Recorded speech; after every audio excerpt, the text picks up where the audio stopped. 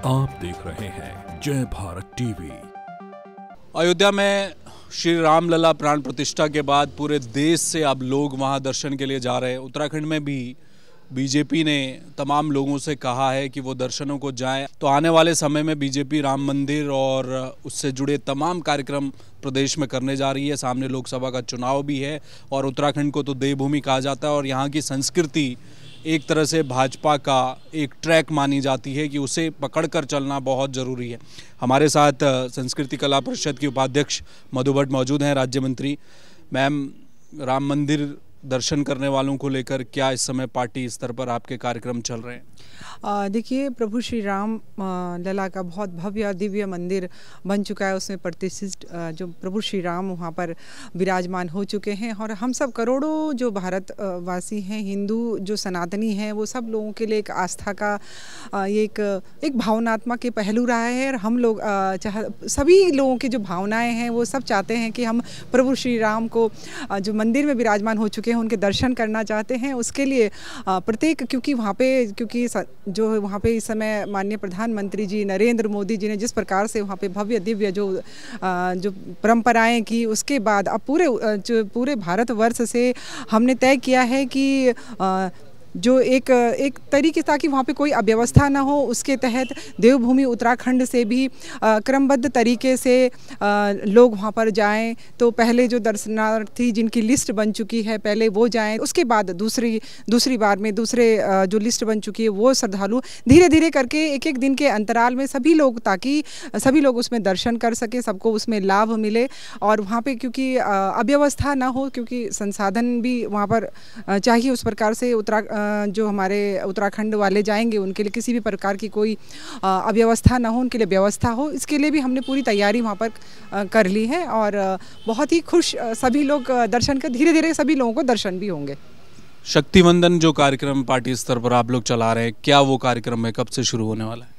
देखिए, शक्ति वंदन जो हमारा पूरे, क्योंकि देखिए नारी शक्ति वंदन अधिनियम तो माननीय प्रधानमंत्री जी के ने जो हमें इतना बड़ा वो दिया है, तोहफा जो दिया है नारी शक्ति को, इसके लिए तो हम बहुत ही आभार और धन्यवाद व्यक्त करते हैं। साथ में शक्ति वंदन एक ऐसा कार्यक्रम है जिसमें हमारी पूरी जितनी स्वयं सहायता समूह की जितनी बहनें जुड़े हुई हैं, साथ में हमारे NGO जो काम कर रहे हैं, समाज में काम कर रहे हैं, और सरकार ने उनको अनेकों जो हमने जो योजनाएं चलाई हैं उनके माध्यम से जनता तक पहुंची हैं। तो इसकी एक कार्यशाला भी आयोजित की जाएगी और आने वाले समय में इससे अधिक से अधिक लोग जो हमारी जनता है उसको लाभ मिल सके, किस प्रकार से हमारे समूह काम कर रहे हैं और जो NGO जो काम कर रहे हैं, साथ में हमारे जो पदाधिकारी हैं, मंत्रीगण हैं, वो किस प्रकार से योजनाओं का जो है लाभ पहुंचा रहे हैं जनता तक। तो सबका एक किस्म से मैं कहूँगी एक समन्वय है, और समन्वय का जो आपसी समन्वय है, सरकार, संगठन और स्वयं सहायता समूह, NGO सब का एक समन्वय के आधार पर एक कार्यशाला आयोजित की जाएगी। और आने वाले समय में अगर कहीं कोई कमी रह गई है तो उसको भी पूरा किया जाएगा, ताकि अधिक से अधिक लोग उससे जुड़ सकें, अधिक से अधिक लोगों को लाभ मिल सके। माननीय प्रधानमंत्री नरेंद्र मोदी जी का साफ विजन है कि जो हमारी जो नारी शक्ति जो काम कर रही है, जो बिल्कुल अंतिम छोर का जो व्यक्ति है, उसका समुचित विकास के लिए जो योजनाएं बनाई गई है उसका उन तक लाभ पहुंचे। विशेष सत्र आने जा रहा है 5 फरवरी से। बताया जा रहा है कि UCC पर सरकार लगभग काम पूरा कर चुकी है, तो अब उसको कानूनी अमली जामा पहनाया जा रहा है। क्या आप तक खबर पहुंची है, क्या UCC लागू करने जा रही है सरकार? देखिए, बिल्कुल निश्चित रूप से देखिए, उत्तराखंड देवभूमि मैं कहूँगी माननीय श्री पुष्कर सिंह धामी जी के दिशा निर्देशन के अनुसार जो है उनका पहला ही उनका एक साफ स्पष्ट विजन था कि UCC यहाँ पे लागू की जानी चाहिए। और उसके लिए उन्होंने जो भी कानूनी प्रक्रियाएं होती हैं उस प्रक्रियाओं के तहत उन्होंने पूरी जो है एक कमेटी का गठन किया। उस कमेटी के सुझाव जो है आम जनता से भी मांगे गए, साथ में जो हमारे जितने भी विधि के जो लोग हैं उनके साथ चर्चा करके एक बहुत अच्छा एक ड्राफ्ट तैयार किया गया। और ड्राफ्ट को एक बार नहीं कई बार उसको तैयार करके साथ में जनता के समक्ष भी रखा गया। और वो एक विज़न अभी भी पूरा जो है स्पष्ट रूप से माननीय जो मुख्यमंत्री जी हैं चर्चा के बाद और हर तरीके से सारे कानूनी पहलुओं के बाद अब वो निश्चित रूप से उसको लागू करने जा रहे हैं, जिस प्रकार से उन्होंने कहा भी है माननीय मुख्यमंत्री जी ने कि UCC जल्दी लागू कर दिया जाएगा। तो ये अभी होने ही वाला है। लोकसभा का मेरा आखिरी सवाल है मैम, लोकसभा का चुनाव सामने आ रहा है। भाजपा की टिकट बांटने को लेकर एक अपनी प्रक्रिया रही है जिस पर काम करती है। महिलाओं के आरक्षण को लेकर सदन में पहले ही प्रधानमंत्री मोदी एक बिल ला चुके हैं।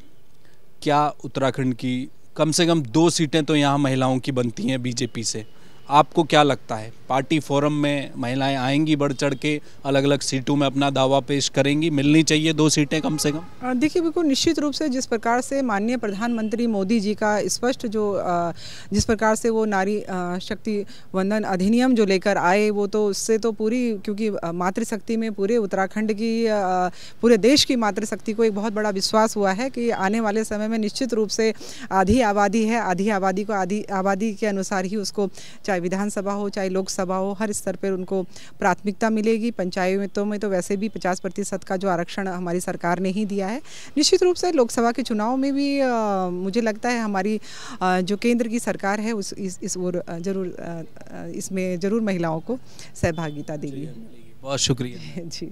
तो ये थी राज्य मंत्री मधु भट्ट। और आने वाले समय में चूंकि लोकसभा का चुनाव है, बीजेपी कांग्रेस तमाम पार्टियों की तैयारियां चल रही हैं। इस बीच राम मंदिर प्राण प्रतिष्ठा के बाद से एक माहौल ये है कि उत्तराखंड में तमाम ऐसे लोग हैं जो राम जन्मभूमि आंदोलन से भी जुड़े रहे, उनके परिवार के लोग भी हैं, उन्हें दर्शन कराने ले जाना है। उसके बाद सिलसिलेवार तरीके से कार्यक्रम जारी रहेगा और जो नारी शक्ति वंदन को लेकर जो कार्यक्रम होने हैं वो भी आने वाले समय में तेज़ी से आगे बढ़ेंगे। और बीजेपी का टारगेट यही है कि इस दफ़ा लोकसभा चुनाव में तीसरी बार हैट्रिक जीत की लगाई जाए। कैमरामैन मयूर उपाध्याय के साथ हेमंत, जय भारत टीवी।